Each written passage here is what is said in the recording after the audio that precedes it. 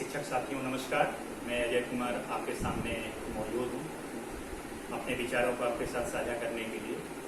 और जैसा कि बिहार में जब शिक्षा और शिक्षक आंदोलनों की बात होती है तो श्री केदारनाथ पांडे जी का नाम सबसे प्रमुख स्थान पर आता है। अभी कुछ दिनों से कुछ मंचों पर, कुछ विभिन्न स्तरों पर उनके ऊपर में जो शब्दों का कुछ प्रयोग किया जा रहा है काफ़ी निंदनीय है। और जहाँ तक सवाल है शिक्षा का, तो शिक्षा जगत में जितने भी आंदोलन बिहार में हुए हैं 1980 में राज्यों के विद्यालयों के सरकारीकरण से लेकर के अब तक नियोजित शिक्षकों का जो आंदोलन का इतिहास रहा है उसका मैं साक्षी रहा हूँ विभिन्न स्तरों पर। और मैं उनको काफ़ी दिनों से जानता हूँ, व्यक्तिगत स्तर पे भी और एक शिक्षक मसीहा के रूप में। क्योंकि बात आज जो संदर्भ है बात करने का आपके साथ में सीधा सा है, बहुत बिल्कुल सीधा सा है। वह सीधा सा है, मैंने एक लेख पढ़ा आज श्री शशि भूषण दुबे जी जो कि सचिव हैं बिहार राज्य माध्यमिक शिक्षक के सचिव मंडल के सदस्य हैं, सचिव हैं वो शैक्षणिक परिषद के। उनका लेख पढ़ा। उनका लेख पढ़ने के बाद मैं इस नतीजे पर पहुंचा कि नहीं, मुझे कुछ आप लोगों से साझा करना चाहिए कुछ बातों। श्री केदारनाथ पांडे जी ने अब सारण स्नातक निर्वाचन क्षेत्र से अपने एक शिक्षक के रूप में जो माध्यम से जुड़े बिहार माध्यमिक शिक्षक संघ के साथ में एक शिक्षक से लेकर के प्रखंड से लेकर के और एक राज्य माध्यमिक शिक्षक संघ के अध्यक्ष बनने का जो उनका इतिहास है या जो उनकी यात्रा है उसमें अनेक उन्होंने संघर्ष किया है, अनेक आंदोलनों का नेतृत्व किया है। अभी कुछ चंद सवाल किए जा रहे हैं उनसे व्यक्तिगत स्तर पे कि ये नहीं हुआ, वो नहीं हुआ, क्या नहीं हुआ। मैं उस पर नहीं जाना चाहता हूँ, लेकिन मेरा अपना एक स्पष्ट मत है, यह मानना जरूर है कि आज हमारे शिक्षक समाज को जो भी उपलब्धियां प्राप्त हुई है उसके जनक और उसके पोषक और उसके खेवनहार श्री एकमात्र श्री केदारनाथ पांडे जी हैं और उनका नेतृत्व है। और उस नेतृत्व के पीछे शिक्षकों का संघर्ष है। अभी जो कोरोना काल पूरा विश्व इस वैश्विक आपदा के संकट के काल में जो अपने जीवन अस्तित्व की रक्षा के लिए संघर्षरत है या संघर्ष कर रहा है, उस संघर्ष के दौरान बिहार में शिक्षक आंदोलन हुआ नियोजित शिक्षकों के लिए जो 70 दिनों तक चला लगभग, जिसमें 70 से 75 शिक्षकों को शहादत देनी पड़ी। तो यह लाभ जो ईपीएफ का लाभ है या अनुकंपा का लाभ है, इसमें बहुत सारे लाभ मिले हैं। तो यह सामाजिक सुरक्षा का जो लाभ है इस आंदोलन की मैं समझता हूँ कि सबसे बड़ी उपलब्धियों में से है।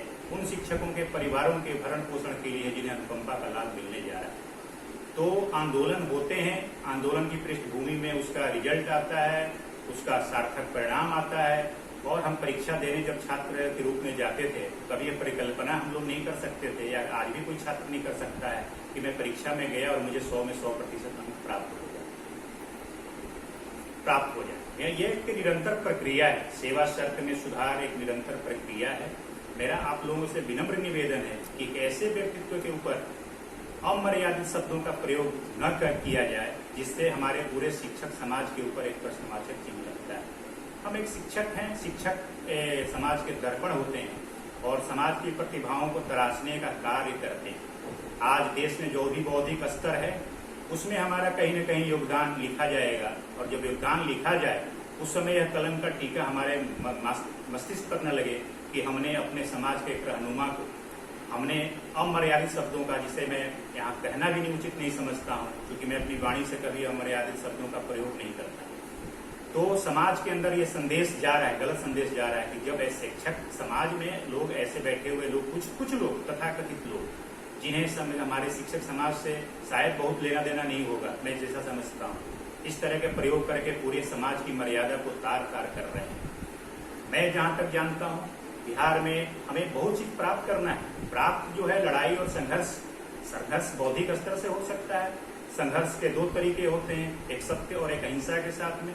एक होता है जब क्रांतियां होती हैं उन समाजों में जहाँ पे कि बौद्धिक स्तर काफी नीचे होता है, लोग दूसरे अस्त्र शस्त्रों का प्रयोग करते हैं, वो कभी सफल नहीं हुआ है। आज तक के इतिहास की ये धारणा है और भारतीय स्वतंत्रता संग्राम का आंदोलन जो है सत्य और अहिंसा पर आधारित है। हमारे राज्याध्यक्ष तो किसी प्रमाण की आवश्यकता नहीं है। उन्होंने जो भी संघर्ष किया है अपनी काबिलियत के बल पर किया है, संगठन के कुशल नेतृत्व देने का काम किया है।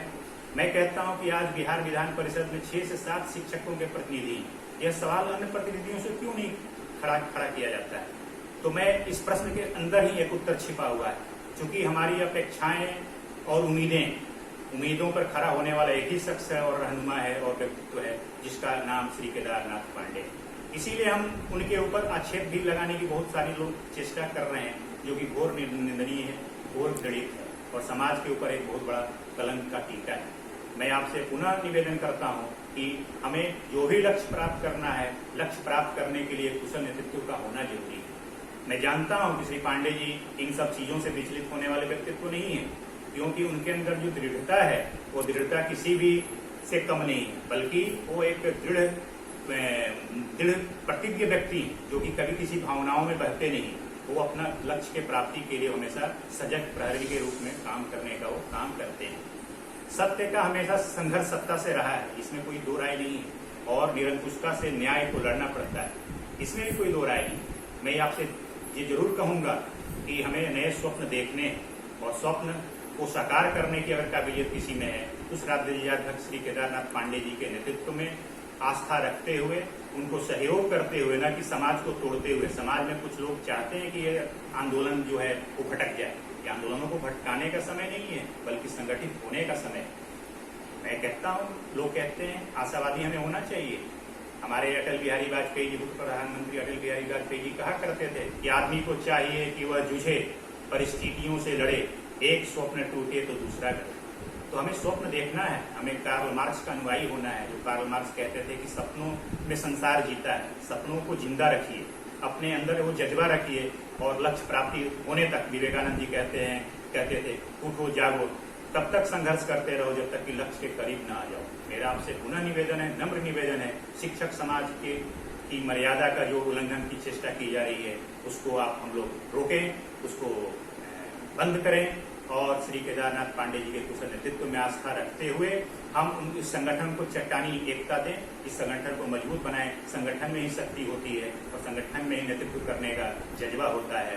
तो एक ऐसे सरस्वती के मानस पुत्र को, जिसकी विद्वता के आगे लोग टिकते नहीं है, विधान परिषद के बहुत सारे डिबेट हुए हैं, जाकर आप देख लीजिए, उसका तो उदाहरण है। उसके लिए तो किसी प्रमाण की आवश्यकता नहीं है, चाहे वो नियोजन की नियमावली की बात हो, सेवा शर्त के गठन की बात हो, या फिर वित्त रहित शिक्षकों की आवाज हो। तो बिहार में कौन है? बिहार में एकमात्र ही आवाज है जो हमें देखने को मिलता है इस मुद्दे पर, चाहे उद्यानाकर्षण हो, चाहे तारांकित प्रश्न हो, चाहे कोई भी माध्यम हो, चाहे वो सड़क से सदन तक लड़ने की बात हो।